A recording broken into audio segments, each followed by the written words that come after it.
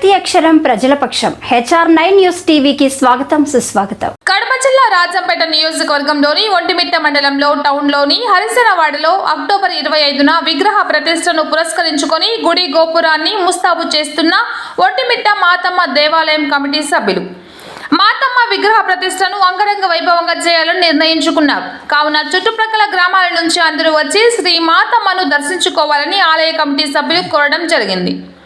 HR9 news Andhra Telangana state incharge M Ramachandraiah, Annamayya జిల్లా incharge Shri Ravibabu.